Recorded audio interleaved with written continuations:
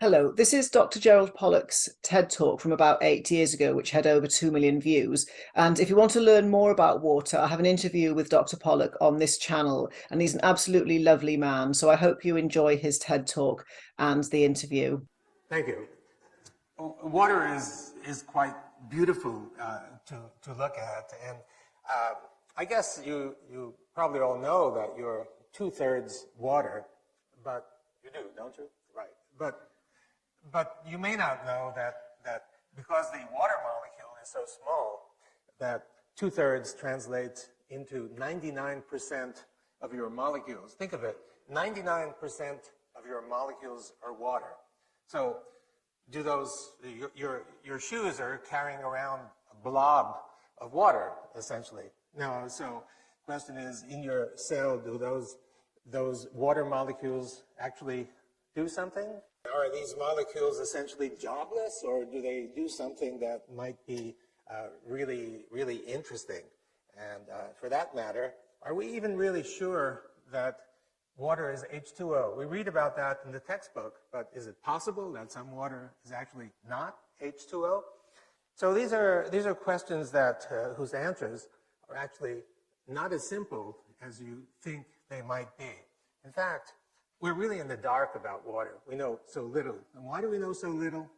Well, you probably think that water is so pervasive and it's such a simple molecule that everything ought to be known about water, right? I mean, you'd think it's all there. Well, scientists think the same.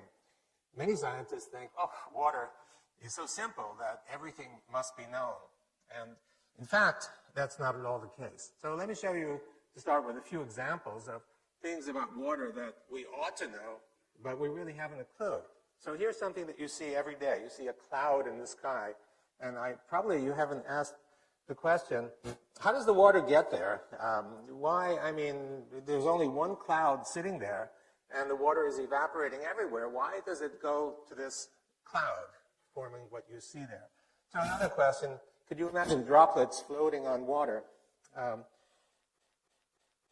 We expect droplets to coalesce instantly with the water.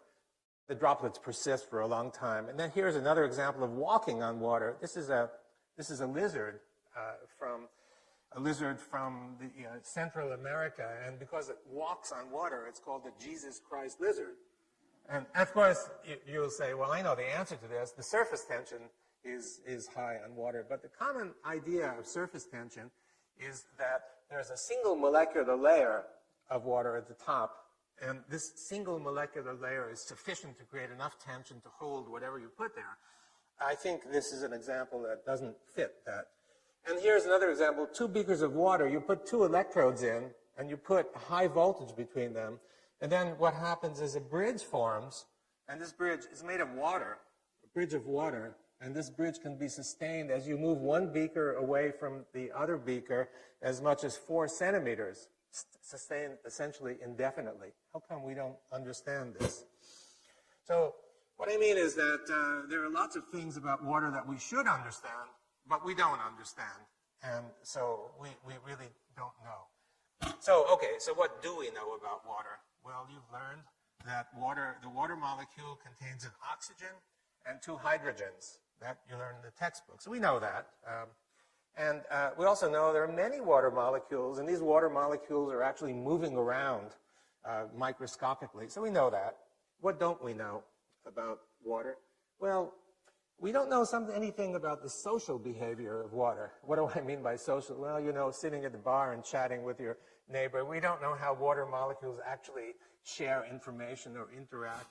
And also, we don't know about the actual movements of water molecules, how water molecules interact with one another, and also how water molecules interact with other molecules like that purple one sitting there. Unknown. Also, the phases of water. Now, we've all learned that there's a solid phase, a liquid phase, vapor phase. However, 100 years ago, there was some idea that there might be a 4th phase somewhere in between a solid and a liquid.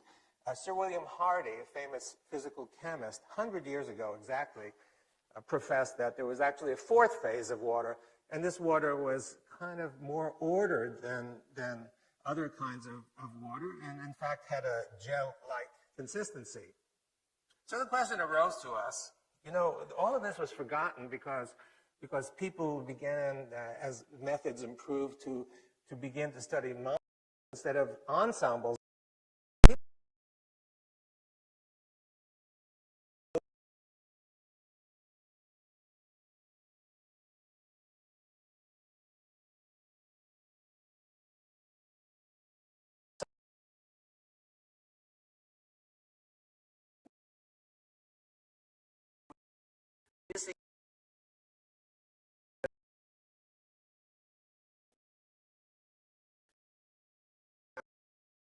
Between a solid and liquid. And the first experiments that we did that get us going is we took a gel, that's the solid, and we put it next to water. And we added some particles to the water because we had the sense that something, the particles would show us something. And sure enough, you can see that what happened is that the particles began moving away from the interface between the gel and the water, and they just kept moving and moving and moving, and they wound up stopping at a distance that's, well, roughly the size of one of your hairs. Now that may seem small, but by molecular dimensions, that's practically infinite. It's a huge dimension. So we began studying the properties of this zone, and we called it, for obvious reasons, the exclusion zone, because practically everything you'd put there would get excluded, would get expelled from the zone as it built up, or instead of exclusion zone, EZ for short. And so we found that the kinds of materials that would create or nucleate this kind of zone, not just gels, but we found that practically every water-loving or so-called hydrophilic surface could do exactly that, creating the EZ water. And as the EZ water builds, it would expel all the solutes or particles, whatever, into the bulk water. And we began learning about the properties, and we've spent now quite a few years looking at the properties. And so it looks something like this. You have a material next to water, and these sheets of EZ layers begin to build, and they build and build, and you just keep building up one by one. And so if you look at the structure of each one of these planes, you can see that it's a honeycomb, hexagonal kind of structure, a bit like ice, but not ice. And if you look at it carefully, you can see the molecular structure. So, of course, it consists of hydrogen and oxygen because it's built from water. But actually, they're not water molecules. If you start counting the number of hydrogens and the number of oxygens, it turns out that it's not H2O. It's actually H3O2. So it is possible that there's water that's not H2O, some phase of water. So we began looking, of course, more into these extremely interesting properties. And what we found is we stuck electrodes into the EZ water because we thought there might be some electrical potential.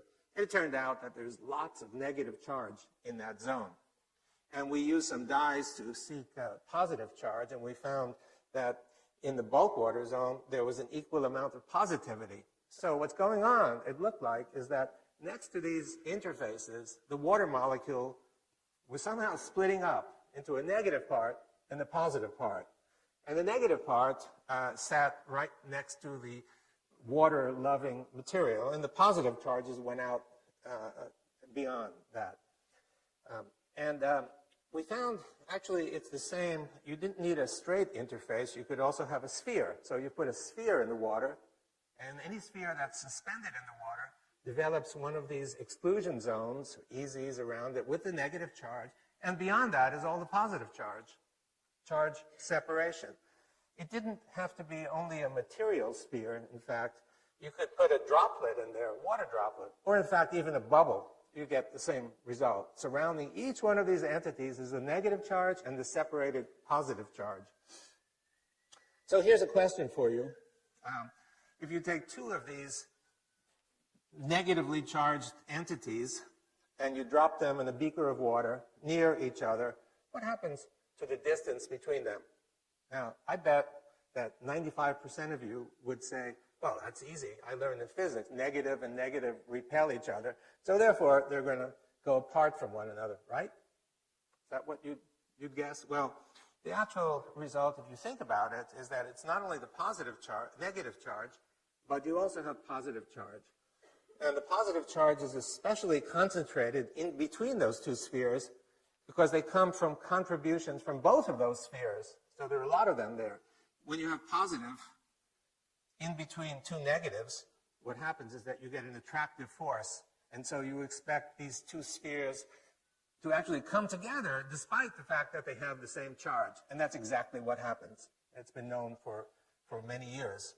They come together, and if you have many of them instead of just two of them, you'll get something that looks like this. They'll come together, and this is called a colloid crystal. It's a stable structure. In fact, the yogurt that you might have had this morning probably consists of what you see right here. So they come together because of the opposite charge. The same thing is true if you have droplets. They come together because of the opposing charges. So when you think of droplets and aerosol droplets in the air and think about the cloud, it's actually the reason that these aerosol droplets come together is because of this opposite charge. So the droplets from the air, similarly charged, come together, coalesce, giving you that cloud in the sky.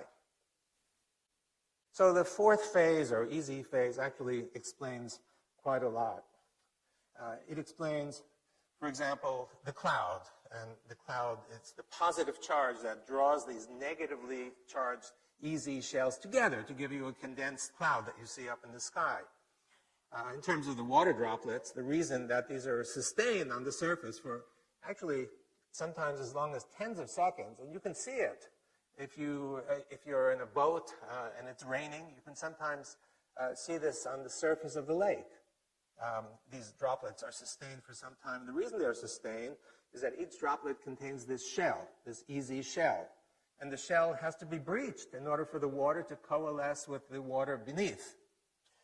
Now, in terms of the Jesus Christ lizard, the reason the lizard could walk is not because of one single molecular layer, but there are many easy layers lining the surface, and these are gel-like. They're stiffer than ordinary surfaces. So therefore, you can float a coin on the surface of the water. You can float a paper clip, although if you put it beneath the surface, it sinks right down to the bottom. It's because of that. And in terms of the water bridge, if you think of it as plain old liquid bulk water, it's hard to understand. But if you think of it as easy water and the gel-like character, then you can understand how it could be sustained with almost no droop. It's a very stiff structure. Okay, so all well and good, but why is this useful for us? What can we do with it? Well, we can get energy from water. In fact, the energy that we can get from water is free energy. It's literally free. We can take it from the environment. Let me explain. So you have a situation in the diagram with negative charge and positive charge. And when you have two opposing charges next to each other, it's like a battery. So really we have essentially a battery made of water. A battery made of water. And of course you can extract charge from it. And so that is the, now, batteries run down, like your cell phone needs to be plugged in every day or two. And so the question is, well, what charges this water battery? It took us a while to figure that out, what recharges the battery. And one day, we're doing an experiment, and a student in the lab walks by, and he has this lamp. And he takes the lamp and he shines it on the specimen. And where the light was shining, we found that the exclusion zone grew. It grew by leaps and bounds. So we thought, aha, it looks like light. And we had many experiments to show that the energy for building this comes from light. It comes not only from the direct light, but also indirect light. What do I mean by indirect light? Well, what I mean is that the indirect light is for example, infrared light that exists all over this auditorium.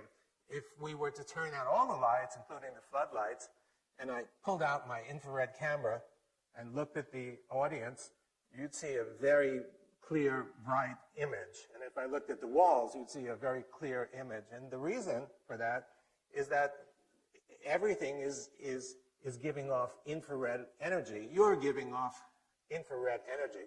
That's the energy that's most effective in building this charge separation and this fourth phase. So in other words, you have the material, you have the easy water, and you collect energy from outside. And as you collect the energy from outside, the exclusion zone builds. And if you take away that extra energy, it'll go back to its normal size. So this battery is basically charged by light, by the sun. It's a gift from the sun.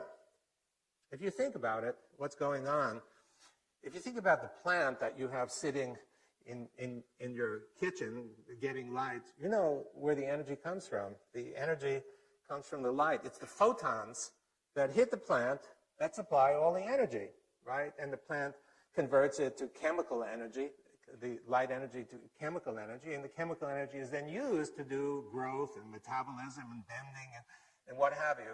That we all know, it's very common. What I'm suggesting to you from our results is that the same thing happens in water. No surprise because the plant is mostly water. So I'm suggesting to you that energy is coming in from outside, light energy, infrared energy, radiant energy, basically, and the water is absorbing the energy and converting that energy into some sort of useful work. And so we come to the equation E equals H2O, a bit different from the equation that you're familiar with. But I think it really is true that you can't separate energy from water.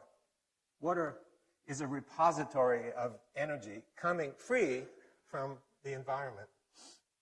Now, can we harvest some of this energy, or is it just totally useless? Well, we can do that because you have a negative zone and a positive zone, and if you put two electrodes in, you can get energy, right? Just like a battery. And we've done that, and we were able to, for example, a very simple optical display can be run from the energy that you can get from here. And obviously, we need to build it up into something bigger and more major in order to get the energy. This is free energy, and it comes from water. Another opportunity that we've been developing is getting clear, free drinking water. So if you have a hydrophilic material, and you put contaminated water next to it with junk that you want to get rid of. So what happens, as I've shown you, is that the stuff gets excluded from beyond the exclusion zone, and the remaining EZ doesn't have any contaminants. So you can put bacteria there, and the bacteria would go out. And because the exclusion zone is big, it's easy to extract the water and harvest it. And we've done that, and we're working on trying to make it practical. Well, one of the things we noticed is that it looks as though salt is also excluded. So we're now thinking about extending this to putting in ocean water, and you put the ocean water in, and if the salt is excluded, then you simply take the EZ water, which should be free of salt, and you can get drinking water then out of this. Also, getting biological energy. So the cells are full of macromolecules, proteins, nucleic acids, and each one of these is a nucleating site to build EZ water. So around each one of these is EZ water. Now, the EZ water is negatively charged, and the region beyond is positively charged. So you have charge separation, and these separated charges are free, available to drive reactions inside your cells. So what it means really is it's a kind of photosynthesis that your cells are doing. The light is being absorbed, converted into charge separation, just the same that happens in photosynthesis, and these charges are used by you. One example of this is obtaining energy on a larger scale. I mean, the energy is coming in all the time from all over. And it's absorbed by you actually quite deeply. If you take a flashlight and you shine the flashlight through the palm, you can actually see it through here. So it penetrates quite deeply. And you have many blood vessels all around you, especially capillaries near the periphery. And it's possible that some of this energy that's coming in is used to help drive the blood flow. And let me explain that in a moment. So what you see here is the microcirculation. It's a piece of muscle, and you can see a few capillaries winding their way through. And in these capillaries are the red blood cells that you can see. A typical red blood cell looks like on the upper right, it's big, but when they actually flow, they bend.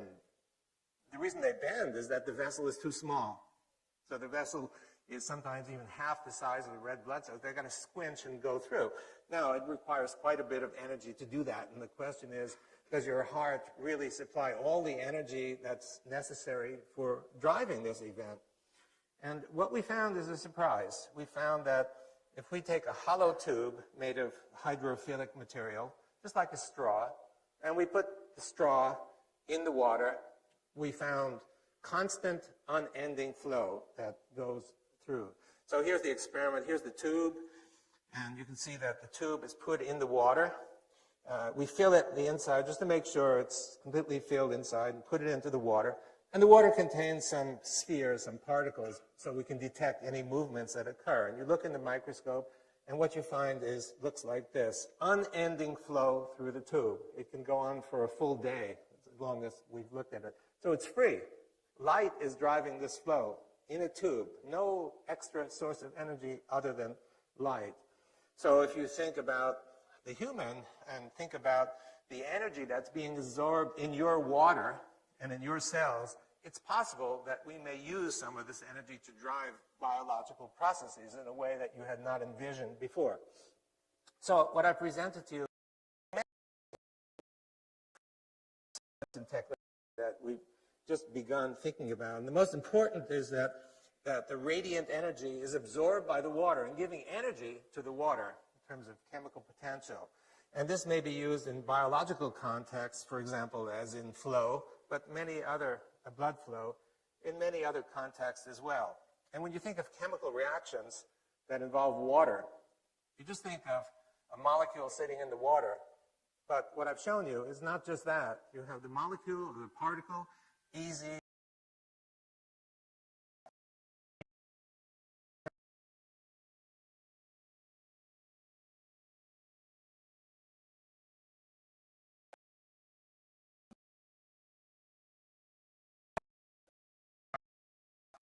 The critical factor is charge.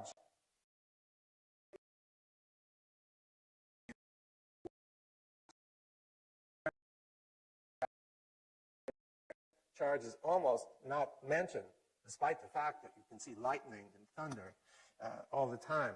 But charges may be much more important than pressure and temperature in giving us the kind of weather that we see. Health. When you're sick, the doctor says, drink water.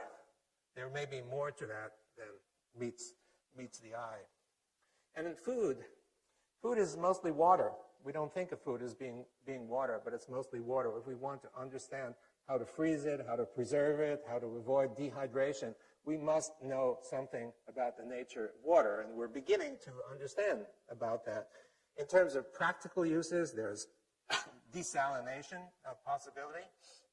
And by the way, the desalination, where you need it most is where the sun shines the most, in dry areas. So the energy for doing all this is available, freely available to do it. And for standard filtration as well, a very simple way of removing bacteria and such from drinking water. It could be actually quite cheap for third world countries. And finally, getting electricity out of water through the sun's energy that comes in. That's another possibility.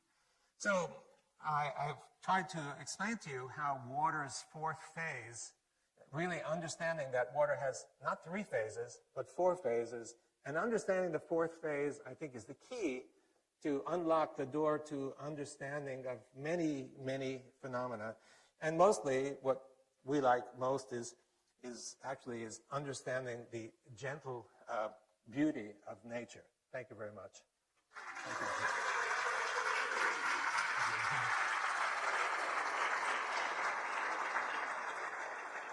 Thank you.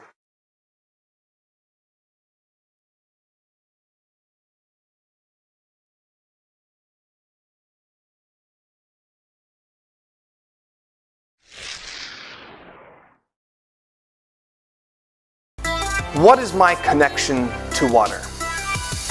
This is a question that I have asked myself over the past 6 years as I've been doing research into the material that we all commonly experience and call water. And I'd like to ask you today, what is your connection to water? Now, this question actually didn't come from my research. This didn't come as some scientific inquiry. It was born a long time ago when I was working as a massage therapist. And in that practice, I would use a technique called craniosacral therapy, which maybe sounds a bit strange when I describe it. You sit with your client, your patient, and you hold their head for an hour very quietly, maybe asking them every